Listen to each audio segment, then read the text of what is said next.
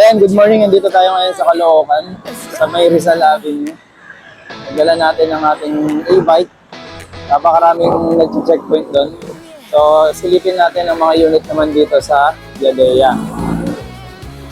Ayan, so ngayon ko lang doon nalaman guys na ito palang Yadea, in-acquire pala nila tong NU.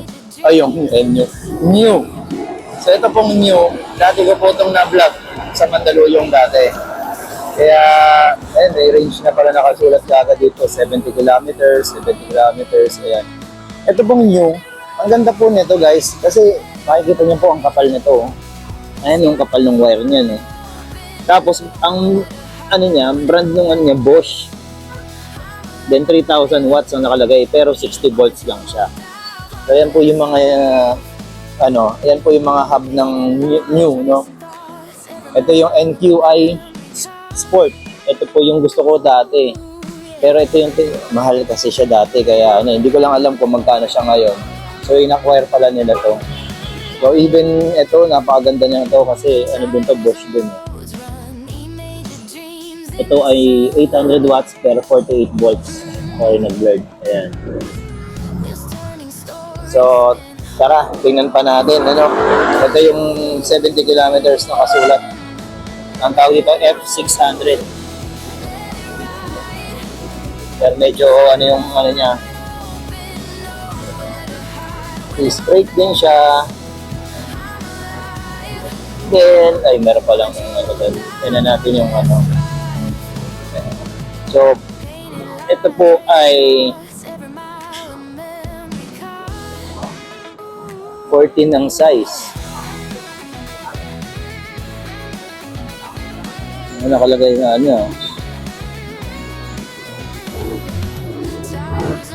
Anyways, ito po ay nakaka 70 kilometers daw. Ayun, 72 volts pero 20 amperes lang. Ayun, so tingnan pa natin yung iba, no? Ito natin sa harapan. Dito tayo.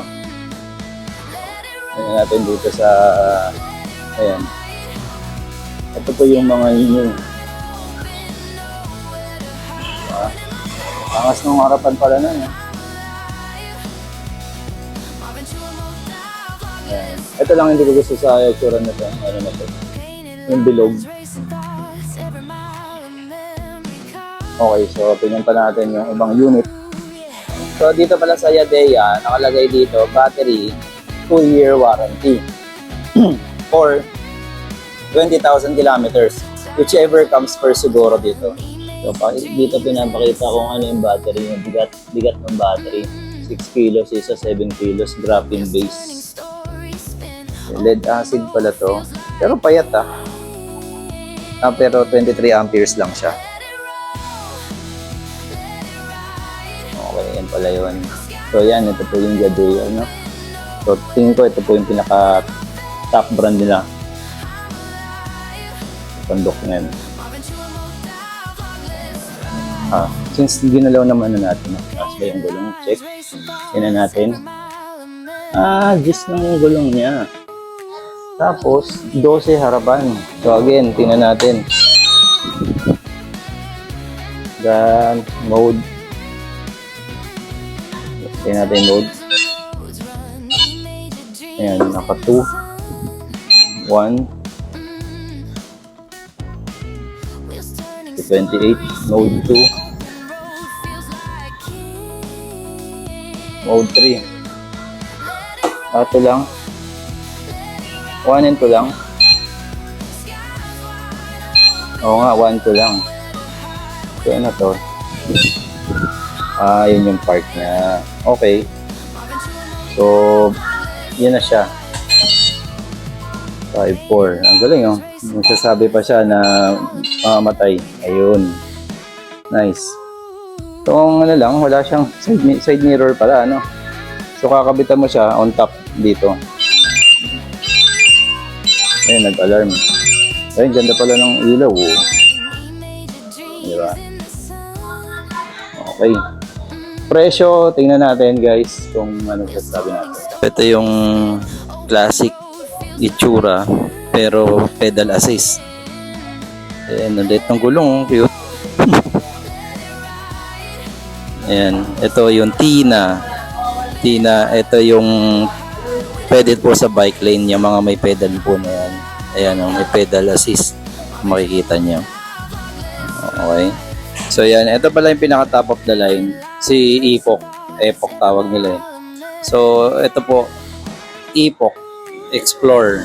So 72 volts siya, 38 amperes. Kaya siya nagmahal din kasi sa battery niya. Yung range niya, saka yung yung look niya, medyo mas sasabay na siya sa mga bago, modern e-bikes. Ayan. So gusto niyo makita yung specs, 2,000 watts yung kanyang 3,200 yung peak power. So top speed niya is 60 kilometers per hour. Ayan, binitin niyo. So yun. Hydraulic absorption, disc brake na rin. Yung likod ba disc brake? Oh, tama. Disc brake din yung likod. Okay. So yun. Isa na natin. Yung isa kanina, ano lang pala to, 60 volts. 60 volts pero G's lang yung gulong niya sa likod. 12 harapan. Pero maganda yung preno sa harapan, no? Big disc kung tawagin. Yan. Okay, so ito yung pinaka top of the line nila, si Epoch na 2,000 watts yung rated power, peak power niya is 3,200.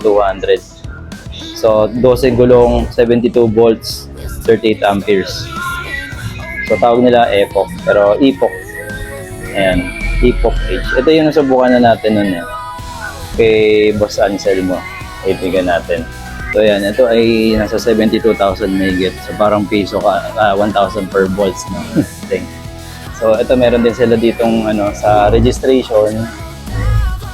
Meron din silang process flow. No? Ayan po. Ayan. Matatapan eh. So ayun. Ito po yung mga unit nila na tingin ko ito yung mga best seller kasi ito yung madalas ko nakikita sa kalsada eh. Ayan.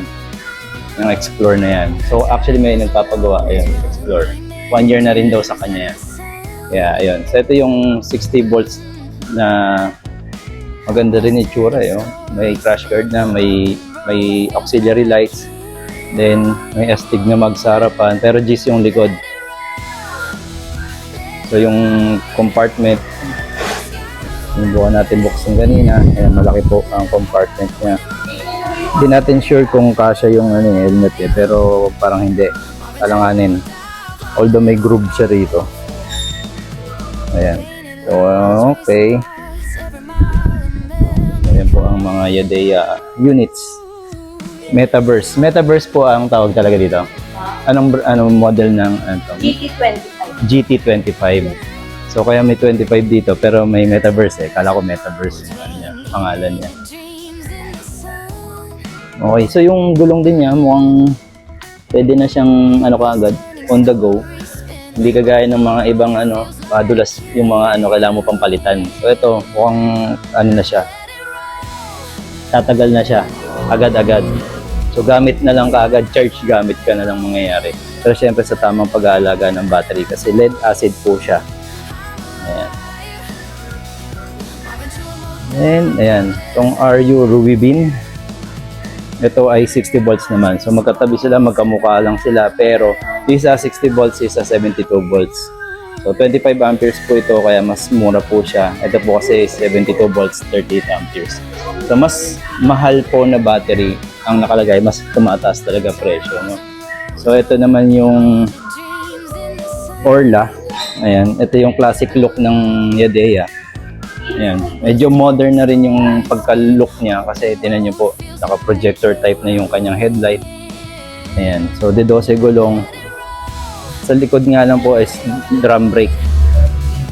So ayan po yan. So yung M6 at M3 ba? Tawag dito sa isa. M3. Ayan. Ayan po yung pinagkaiba nila. Yung ilaw. Pero parehas lang sila halos na itsura, no? Pati yung likod yung puwet.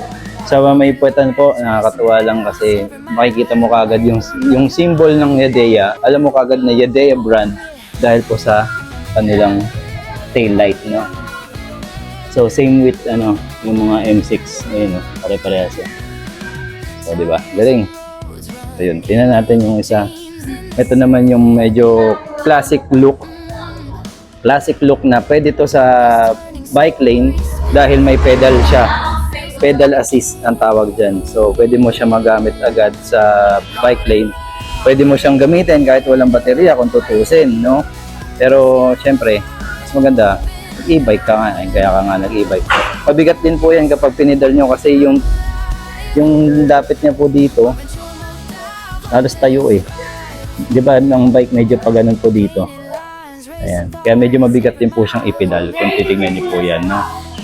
Okay, so dito naman yung M3, 60 volts din po yan, pares po 60 volts, 25 amperes.